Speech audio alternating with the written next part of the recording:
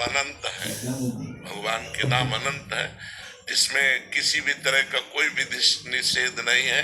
अपवित्र पवित्रो वा सर्वावस्थांगतो विवाह यह स्मरेत पुंडरीकाक्षम सवायाभ्यंतरा शुचि। वो बाह्य और अभ्यंतर से परम पवित्र रहता है और इसमें सबका अधिकार है। अहोवत स्वपचतो गरियान यज्ञागे वर्तते नाम तुभ्यम। वो स्वपच भी सर्वश्रेष्ठ है जिसकी जिह्वा के अग्रभाग पर भगवान का नाम है। तो जो नाम प्रिय लगे, राम कृष्ण राधा हरि, ये सब भगवान के नाम है।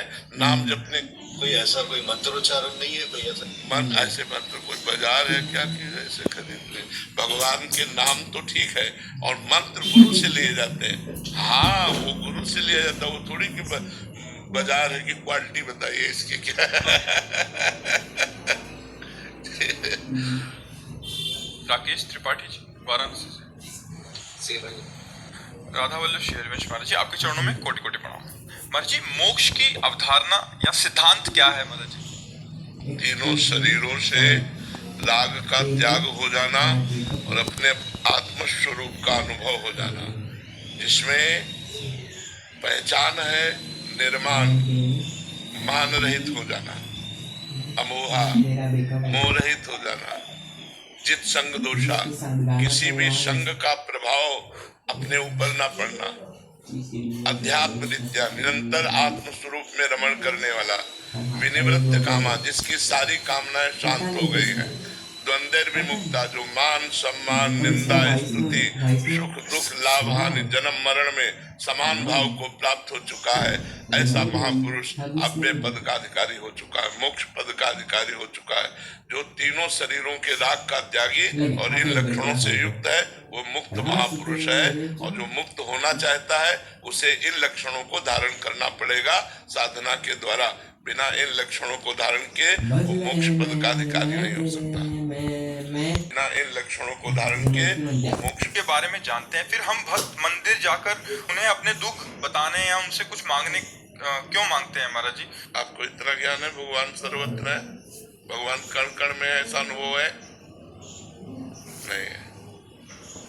नहीं, प्रश्न क्यों उठा?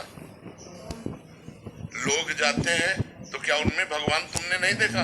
अगर कण कण में भगवान का अनुभव है तो जो लोग जाते हैं तो तुमने उनमें दोष देखा ना? तुम भगवान कहाँ देख रहे हो? अगर उनमें भी भगवान देख रहे हो तो प्रश्न कैसा? इसका मतलब अभी आपको अनुभव नहीं है। जब खुद को अनुभव हो जाएगा कि भगवान सर्वज्ञ है और भगवान सर्वत्र है तो प्रश्न ही खत्म हो जाएगा। प्रश्न क्यों उठा? क्योंकि अज्ञानी हो इसलिए उठा। तो खुद का अनुभव अपने को देखो। अगर कोई भगवान को मंदिर में मानता है तो मानता तो है कि हाँ भगवान है, वो मानना शुरू किया है तो धीरे धीरे सिय राम में सब जग जानी वो अनुभव कर लेगा।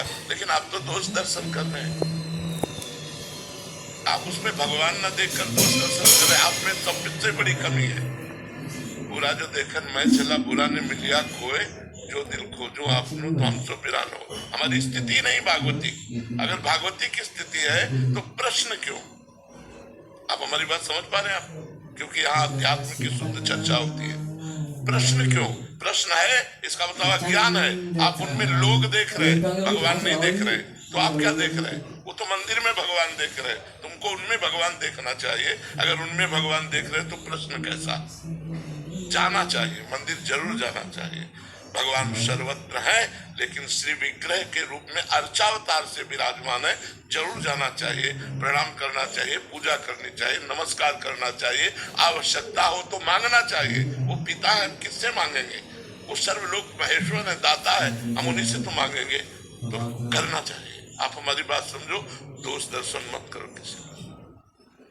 दीपिका जी, अयोध्या नहीं वो आनंद होता है और प्रेमी मुक्ति नहीं चाहता, तो क्या प्रिया प्रीतम को भजने वाला भक्त प्रेमी को भी मुक्ति की इच्छा नहीं रखनी चाहिए?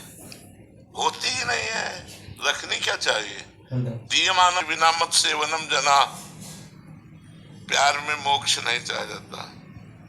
ये तो प्रभु से प्यार की बात करें, उसका उदाहरण संसार में ले लो। यदि आपको किसी से प्यार है या कोई आपको प्यार करता है, उससे कहा जाए कि आपसे दूर रख करके इतना बड़ा पद दिया जाएगा पर आप जीवन में कभी मिल नहीं सकते, तो क्या वो ये स्वीकार करेगा? वो कहेगा मैं मेहनत करके खा लूंगा, मुझे पद नहीं चाहिए, पर मैं आपसे दूर नहीं रह सकता। अगर प्यार यहाँ लोकवत है तो वो लोकवत त्यागने में उसको कितना कष्ट होता है। फिर तो परमेश्वर से प्यार है, परमात्मा से प्यार है, वो परमात्मा में डूबना नहीं चाहता, वो परमात्मा की सेवा, उनका नाम जप, उनका दुलार, उनका प्यार पाना चाहता। परमात्मा नहीं होकर डूबना चाहता कि मैं परमात्मा बनकर परमात्मा में एक हो जाऊं। मोक्ष का मतलब होता है तरंग समुद्र में लीन हो गई, उसका अस्तित्व ही खत्म हो गया। भक्त ऐसा नहीं चाहता, वो चाहता मैं आपको देखूं, मैं आपके गुण गाऊं, मैं आपकी सेवा में रहूं, मैं आपके समीप रहूं। इसीलिए भक्त कभी मोक्ष नहीं चाहता है। अजय पांडे जी प्रयागराज से। श्री हरिवंश महाराज। महाराज जी, प्रसन्नता का मार्ग क्या है? भगवान का चिंतन।